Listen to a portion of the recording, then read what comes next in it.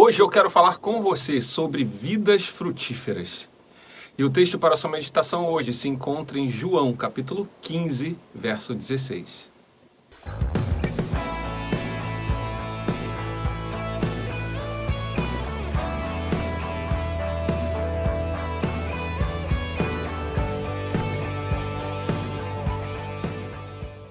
Jesus era um pregador fantástico.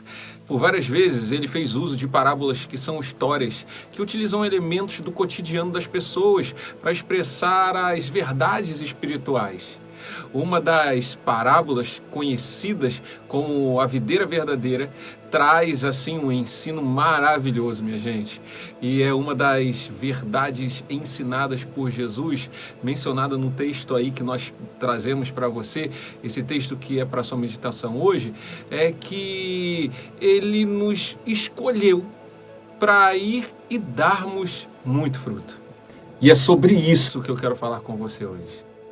A primeira observação que eu quero deixar aqui é que nós fomos escolhidos. Sim, o propósito de Deus é eterno e nós fazemos parte desse propósito. Efésios capítulo 1, verso 4, vai dizer que nós fomos escolhidos nele, antes da fundação do mundo, para sermos santos e irrepreensíveis perante ele e em amor. Antes da fundação do mundo, o Senhor nos escolheu. O Senhor olhou para nós, o Senhor derramou a sua graça sobre nós, através de Jesus, o Filho amado. Ele morreu na cruz do Calvário, e todos aqueles que então aceitam esse sacrifício, recebem a Jesus como o único e suficiente Salvador, agora faz parte da família de Deus. A partir do momento em que aceitamos a sua graça, ele descortina diante de nós um plano maravilhoso. Ou seja, que a nossa fé é apoiada em algo que é eterno, em um Deus que não muda e que nós podemos confiar. E também existe um plano maravilhoso para mim e para você. Em segundo lugar, nós fomos escolhidos para ir. Jesus sempre deixou claro para os seus discípulos qual era o propósito dele na vida deles, sabe? Desde do chamado inicial, o plano de Jesus já era muito claro: enviar os seus discípulos. Marcos capítulo 13, ali a partir do verso 13, vai mostrar isso para a gente. E durante o tempo de Jesus na terra, ele treinou os discípulos, enviou eles para as cidades, para os lugarejos, preparando o caminho do Senhor. Isso aí a gente vai ver lá em Lucas, no capítulo 10, logo no verso 1, a gente já começa a ver que Jesus enviando, treinando os seus discípulos. Jesus, ele tem um chamado para todos nós. E isso é claro. Isso é o que mais fica claro na palavra do Senhor.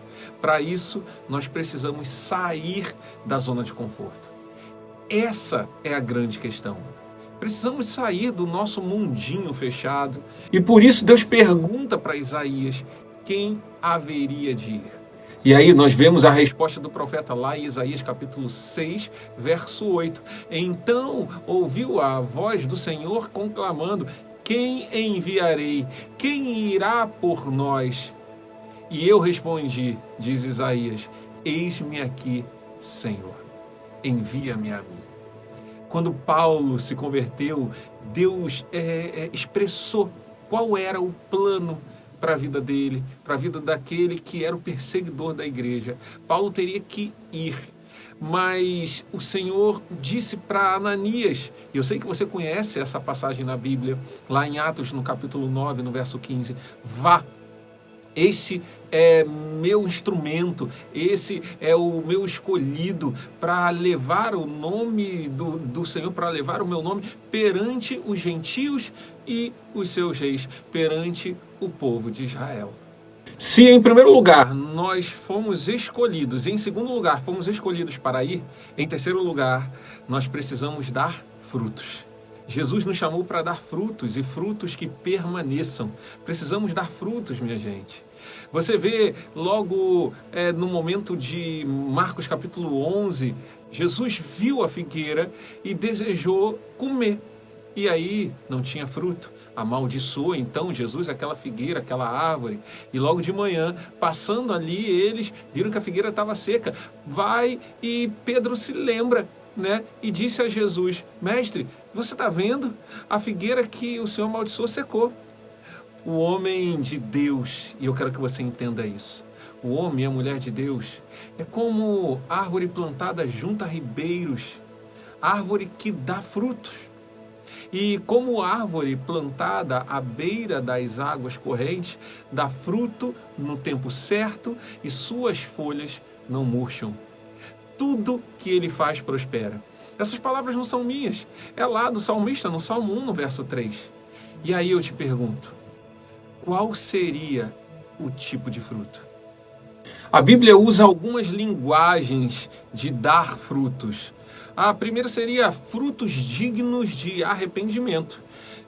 Tanto João Batista quanto Paulo, eles usam essa expressão para designar que nós precisamos ter evidência de uma nova vida, de uma vida transformada. Fala de alguém que se arrependeu dali dos seus pecados, de uma vida que ofendia a Deus, vive agora, então, a evidência da vida totalmente diferente. Essa pessoa que agora não mais vive o que era, e agora vive a evidência de uma nova vida. Não somos mais os mesmos de antes, minha gente. Nem participamos mais das mesmas coisas que fazíamos ou víamos, porque Jesus nos transformou. Em segundo lugar, a Bíblia vai falar também sobre o fruto do Espírito. É outro tipo de fruto. As nossas obras não são mais carnais. Ao contrário, todas as nossas obras agora têm uma outra natureza. Não é apenas uma questão de deixar de fazer alguma coisa.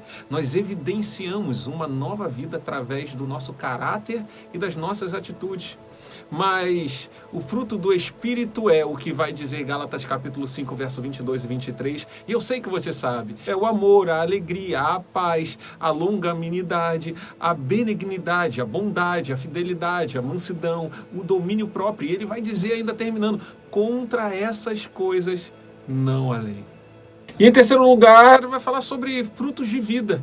E olha, gente, embora não exista essa expressão na Bíblia, no texto lá de João capítulo 15, verso 16, deixa subentendido que Jesus ele fala de vidas, frutos que permaneçam. Jesus, quando fala de dar sua vida, ele usou a expressão dar fruto. Ou seja, ele vai dizer lá, e vai deixar claro em João capítulo 12, verso 24, ele vai dizer assim, digo-vos verdadeiramente que se o grão de trigo não cair na terra e não morrer, continuará ele só, mas se morrer, dará muito fruto. Ou seja, gente, eu quero que você entenda e preste atenção nisso. Quando Jesus ele falou em dar fruto, ele estava falando de gerar vidas. Uma semente gera várias árvores que vão gerar vários frutos. E isso acontece quando morremos para o mundo.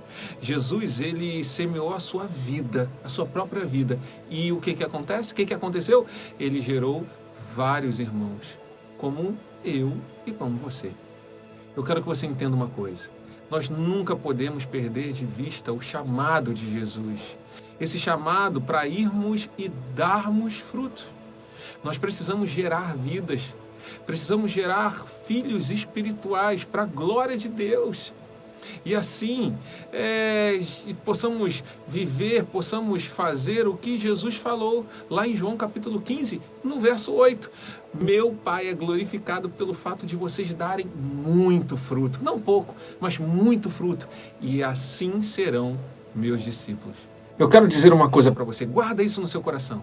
Seja frutífero em nome de Jesus. E alcance o propósito de Deus para a sua vida. A perseguição não parou.